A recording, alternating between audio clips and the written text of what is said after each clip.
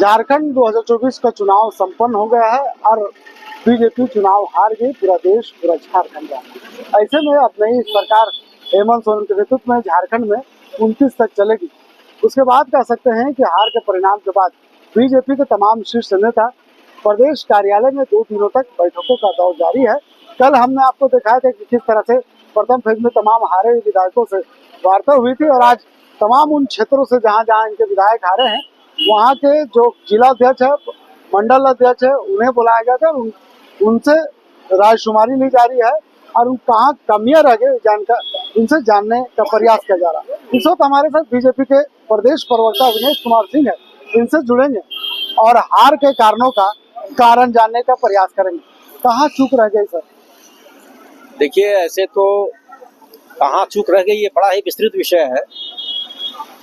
लोकतंत्र में जब चुनाव होता है, विधानसभा चुनाव हो या लोकसभा चुनाव हो, तो जीत और हार स्वाभाविक है। कोई एक दल को जीतना है, किसी एक को हारना है, यही जनतंत्र है।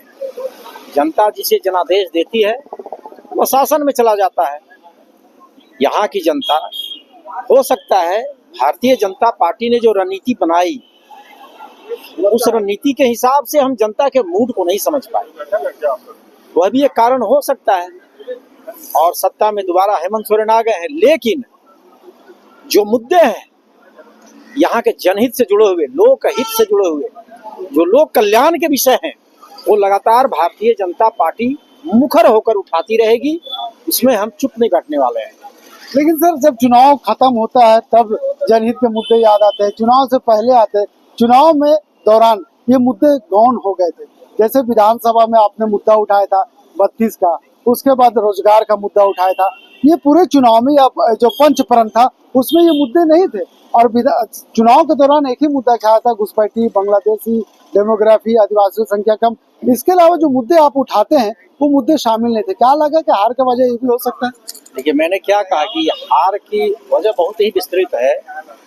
कई प्रकार के बिंदु होते हैं जिनको लेकर चुनाव में हम उतरते हैं। रही बात जनहित का, तो इस राज्य का गठन ही भारतीय जनता पार्टी के प्रयासों से हुआ। और जो भी यहाँ विकास आप देख रहे हैं अभी ना, आप उठाकर तथ्य देख लीजिए, सरकारी आंकड़ा बोलेगी कि जो विकास झारखंड में हुआ है वह भारतीय जनता पार्टी के शासन में हुआ है। जनता तो भूल गई ना सर। ठीक है, मैंने क्या कहा कि जनता के मूड को हम नहीं पकड़ पाए, भांप नहीं पाए। जो हमारी रणनीति थी उस रणनीति को हम धरातल पर उतार नहीं पाए। हमारे जो मुद्दे थे वो लोकहित में ही थे।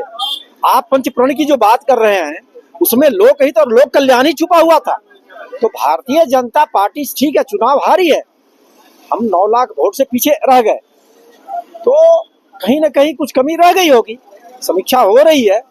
हम आगे एक सबल और प्रबल प्रतिपक्ष के रूप में यहाँ भूमिका में रहेंगे और लगेगा यहाँ के नौजवानों के साथ, किसानों के साथ अन्याय हो रहा है, फिर हम मुखर होकर उसका विरोध करेंगे। क्या लगता है मैया ने बीजेपी के नैया डुबाने में अहम भूमिका निभाई?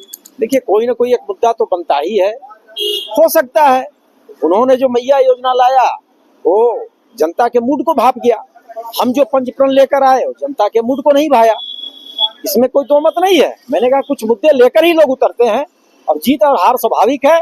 और भारतीय जनता पार्टी पूरे मजबूती के साथ एक प्रतिपक्ष के रूप में यहाँ भूमिका में रहेगी और जनहित के मुद्दे उठाते रहेगी। मैया योजना के साथ क्या जयराम को भी फैक्टर मानते हैं इस हार में?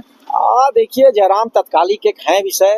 जयराम की जो भूमिका थी वो स्पष्ट नजर आ गया कि वो किस रोल में थे। आने वाला समय में धीरे धीरे देखिए सभी नेताओं का जो जो भूमिका में है सबका पोल पट्टी खुलेगा। चलिए, तो ये अपने अपने प्रतिक्रिया है क्योंकि चुनाव तो अब बीजेपी हार गई है। अब झारखंड में इंडिया गठबंधन की सरकार है, लेकिन एक बात तो स्पष्ट है, तमाम नेता ये स्वीकार करते हुए नजर आ रहे हैं कि मैया ने बीजेपी को नैया उठा दी गई है।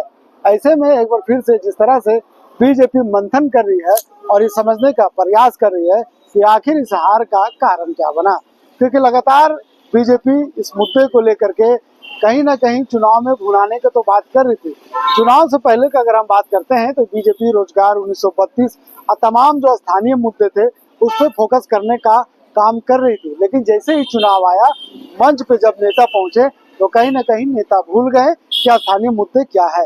पहला कारण तो ये बना। दूसरा कारण ये है कि कहीं ना कहीं बीजेपी के तमाम जो लोग इस बैठक में पहुंच रहे हैं ये भी कहते हुए नजर आ रहे हैं कि जो पैराशूट से जो उनके प्रत्याशी उतारे गए थे, यानी दूसरे दल में शामिल, इस दल में शामिल हो जाते हैं और प्रत्याशी बन जाते हैं, तो ऐसे में हार का कारण ये भी बना। अब देखने वाली बात यह होगी कि 5 वर्षों के लिए बीजेपी इस बैठक से कितना एनर्जी ले पाई है और इस बैठक को कितना आने वाले समय में भुना पाएगी, ये तो वक्त ही बताएगा। सहयोगी फैयाज के साथ मैं नौशाद, कोयलाचल संवाद, रांची।